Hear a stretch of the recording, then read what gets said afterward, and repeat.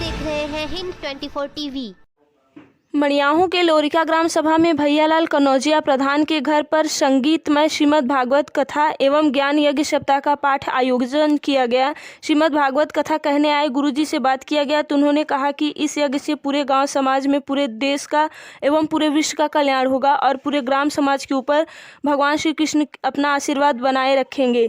कलश यात्रा निकाला गया और राधा कृष्ण की जय जयकार से पूरा गाँव गुंजमान हो उठा। राधा कृष्ण की जय जयकार करते हुए सब गाँव के लोगों ने खुशी खुशी नारे लगा रहे थे और गांव में के लोग भैयालाल कनौजिया प्रधान के उनके इस कार्य के लिए सराह रहे थे। उनका कहना था कि इस भागवत कथा से पूरे गांव का कल्याण अवश्य हो जाएगा।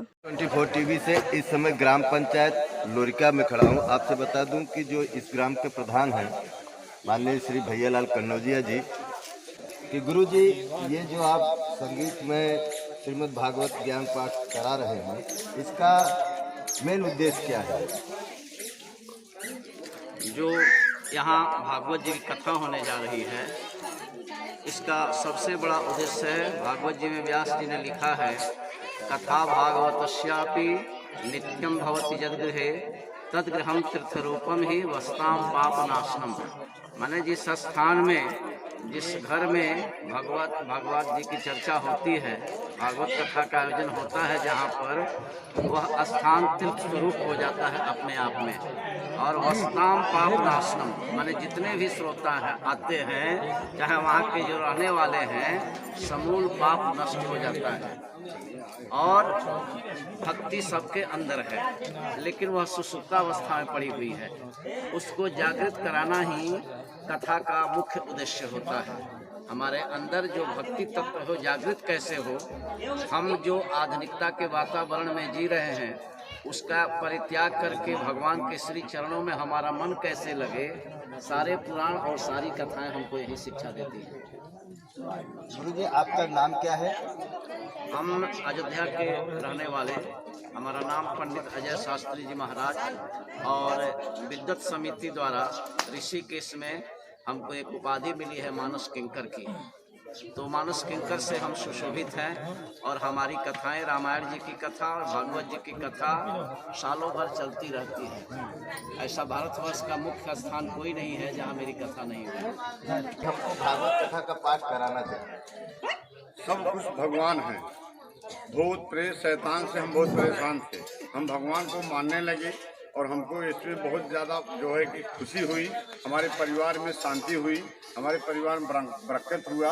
हमको गुरु जी मिले और हमको ये बताया कि भगवान का नाम लिए, हरि का नाम लीजिए और आपका हमेशा श्रद्धा अच्छा रहे, किसी का बुरा मत सोचो, किसी का गंदी बातें मत सोचो, अच्छा ही हमेशा सोचो, सबके बारे में अच्छा सोचो।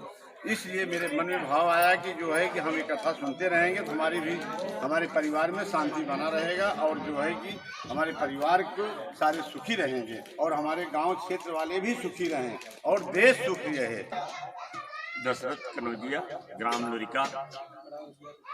सर, अभी आपके भाई साहब प्रधान जी ने एक बहुत बड़ी बात कही कि इस आयोजन से इनके परिवार में या आपके परिवार में सुख समृद्धि, और ये चाहते हैं कि पूरा गांव ही नहीं, पूरा देश इसका लाभ ले। तो आप बताइए, अपनी तरफ से बातें कर बताइए।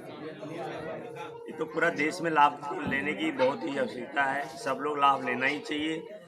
श्री भागवत कथा सारे लोगों के लिए है। हिंदू धर्म जो ऐसा है कि भागवत कथा जो कहता है, जो सुनता है, जो सुनवाता है, वो समझो वैकुंठ पहुंच जाता है।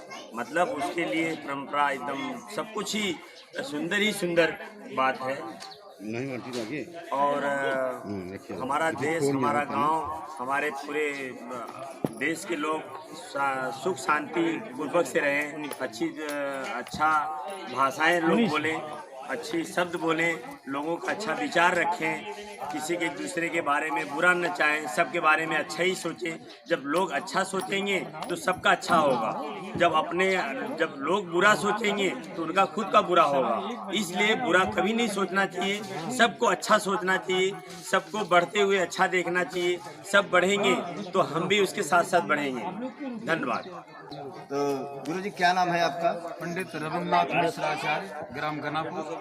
हम इनके प्रधान जी के पुरोहित हैं, आचार्य हैं।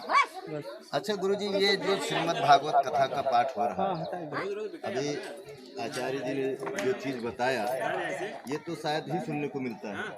आप अपने मुखारबंद से कुछ ऐसा दो शब्द बताएं कि इसके लाभ हान या लोगों। हमारे संस्कार शुद्ध होते हैं, हमारे कार्य अच्छे होते हैं, हमारी मनोवृत्ति अच्छी होती है और जन कल्याणार्थ ये सदैव करते रहना चाहिए। इसलिए लिखा है सदा सेव्या श्रीमद्भागवती कथा यशा श्रवण मात्रेण हरिश्चित्तम समाश्रय। सारे मोहजाल को त्याग करके हम प्रभु के शरण में चले जाते हैं और सारे संस्कार, सारे ज्ञान का जो चरम सीमा, चरम उत्कर्ष स्वरूप है, वो सबका कल्याण करता है। तो आपने सुना आचार्य जी के बारे में, और इसी के साथ मैं आपको अपने स्टूडियो लिए चलता हूं। मैं reporter Kapil Dev Singh, Hind 24 TV, lorica Maniyahu, Jaunpur.